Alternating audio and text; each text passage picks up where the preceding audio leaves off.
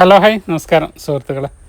ഞാനൊന്ന് ഒരു മാങ്ങനെ കാണിക്കണം. മാങ്ങ എന്നതിലുപരി ഒരു ഫാൻസി മാങ്ങയാണിത്. ഇത് കസ്തൂരി, ബ്ലാക്ക് കസ്തൂരി മാങ്ങ എന്നറിയപ്പെടുന്ന ഒരു മാങ്ങയാണ്. ഇതിൻ്റെ ബേസിക് സ്ഥലം പറയുകയാണെങ്കിൽ ഇത് ഇന്തോനേഷ്യൻ റീജിയനിൽ, ഇന്തോനേഷ്യ, മലേഷ്യ, തായ്ലൻഡ് ആ ഒരു ബെൽറ്റിൽ പെട്ട അവിടെ ധാരാളമായിട്ട് കാണുന്നൊരു മാങ്ങയാണ്.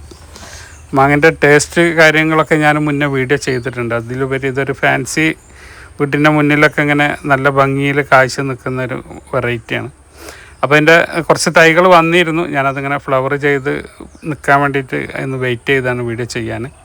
അപ്പോൾ അതിൻ്റെ ഒരു 2-3 പ്ലാന്റുകളുണ്ട്. അപ്പോൾ അതിൽ ഏറ്റവും ബുഷി ആയിട്ടുള്ളൊരു പ്ലാന്റാണിത്.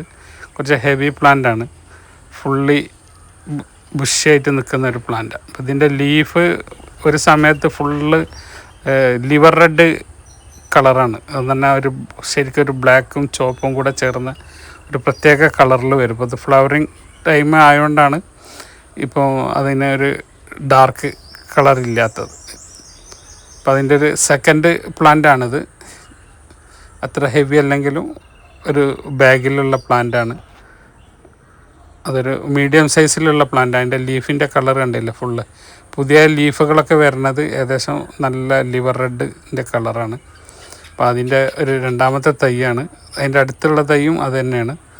അപ്പോൾ ഇത് വേറൊരു തൈയാണ്. അങ്ങനെ ഒരു 4 തൈയാണ് ഇപ്പോൾ ഇതിൻ്റെ സ്റ്റോക്ക് ഉള്ളത്, ഫ്ലവർ ചെയ്തത്. അപ്പോൾ ജസ്റ്റ് അത് നിങ്ങളെ ഒന്ന് കാണിക്കുക എന്നുള്ള ഇതിനാണ്. അപ്പോൾ ഫ്ലവർ ചെയ്ത് വന്നപ്പോൾ ഒന്ന് കാണിക്കുക എന്നുള്ളതാണ്.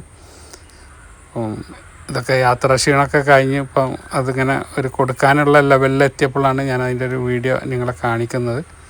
ഇത് അതിൻ്റെ ഒരു വേറൊരു തൈയാണ്. അത് ഡ്രമ്മിലുള്ളത്. അത് അത്ര ഒരു ഹെവി ബുഷിയൊന്നും ആയിട്ടില്ല. അത് നമ്മൾ വെച്ച് കട്ട് ചെയ്ത് പ്രൂണൊക്കെ ചെയ്ത് ഒരു വർഷത്തെ ട്രെയിനിങ് ഒക്കെ കൊടുത്തതിൻ്റെ ശേഷം മാത്രമേ അത് നല്ലൊരു അവസ്ഥയിലേക്ക് കൊണ്ടുവരാൻ പറ്റുള്ളൂ. അപ്പോൾ കൂടുതൽ വിശേഷങ്ങളൊക്കെ പുതിയൊരു വീഡിയോ ആയിട്ട് വരുന്നവരെ ബായ്. അബ്ദുൾ റസാഖ്, തിരൂർ.